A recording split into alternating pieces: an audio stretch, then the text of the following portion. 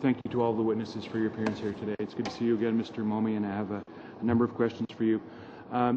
Chief Rich testified that he believes the gun registry to be horrifically inaccurate. And bearing in mind there's been an amnesty since 2006, would you agree with Chief Rich on that point? I would not, and the only reason, Mr. Rathgeber, that I would say not is, again, from the information that we see, in fact, in the annual report provided by the Canadian Firearms Program last year, produced by the RCMP, in regards to the consistent use. You would think that if it's so inundated with problems that... I'm very short on time here. There's amnesty for registration, so you accept the proposition that many owners do not register their rifles. Absolutely. So therefore, you'll have to agree with the chief that the registry is not accurate. People aren't registering. With the continued amnesties that have been occurring, absolutely, okay. there's many. So you agree that the registry is not accurate currently, today? With the continued amnesties? Thank you. So in 2004, your association had a resolution that passed, and it said the Canadian Professional Police Association supports a firearm registry system that provides accurate information on all firearms and is accessible to police officers in a timely manner to improve the safety of all police officers and community members in Canada. So that resolution is no longer valid. You just told me you don't believe the registry is accurate. Well, in fact, in that document, you'll also notice that we continue to improve the firearms program, or the firearms registry. Right. Again, as I indicated, the continued amnesties are certainly not assisting in the registration of firearms. Certainly the 2004 resolution didn't contemplate an inaccurate registry. Well, it contemplated certainly problems in any type of registry. Okay, I'm going to change gears slightly. You talked about a survey, and Mr. Wachowski talked about it at some length, and he said something that I think you need to correct. He said you represent 75,000 members, and your brief indicates that you represent 41,000 members. Yeah, and when I mentioned 75,000, I talked about all frontline police officers across this country, which included the RCMP. Sure. But so for us, it's only 41,000. You have 41,000 members in your association. Correct. And I understand only 408 responded to that survey. You said that. Well, yes. This survey was actually compiled by the RCMP Canadian Firearms Program Canadian Firearms Program in 2007. Okay, so you appreciate that that's less than 1% of your members responded to that survey. But we all know, again, how surveys work. But yeah, it's a small... This isn't a random survey. This is a survey where every member has the opportunity to respond. Correct.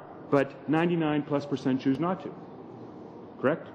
408 responded. You have 41,000 members. Yeah, no, I don't. And again, I can't explain how the actual survey was provided, because we weren't involved. The Canadian Police Association was not involved in this particular survey. It was a survey that was compiled by the RCMP in 2007. So it had nothing to do with us. But nonetheless, 92% of less than 1% have used the registry based on your own survey. But this is not our survey.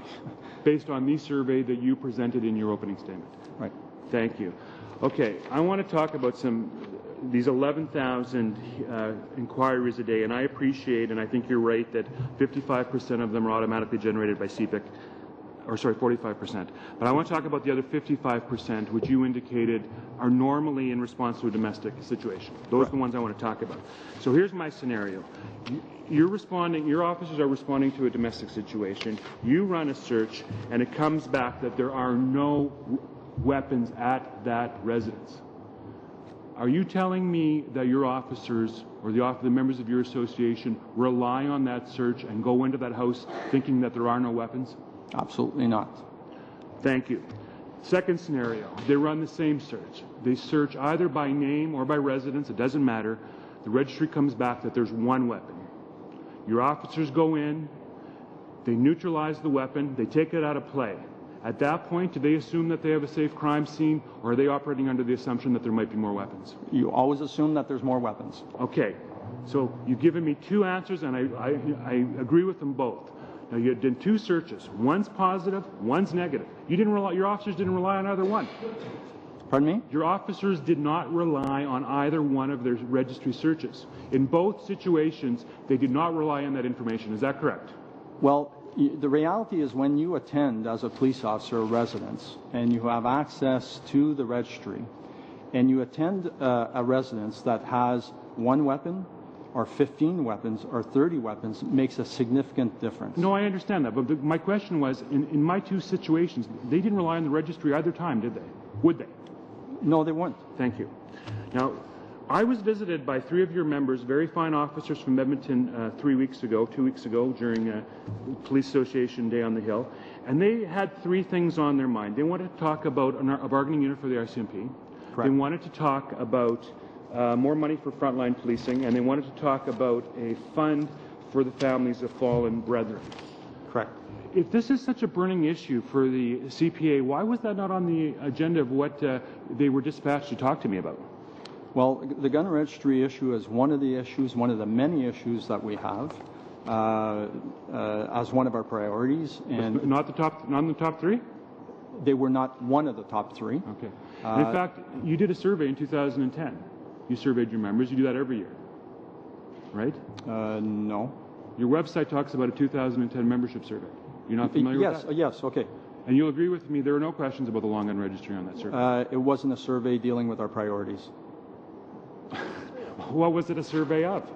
You asked your members their thoughts about the Young Offender Act. You asked about parole and penalties, but not long gun control, not firearm control? Yeah, no, it was, and that survey basically came from last year's strategic planning sessions, which didn't 30 seconds. So, since you didn't survey them this year, and it wasn't even your survey in 2004, how can you tell this committee that you represent the opinions of 41,000 frontline officers?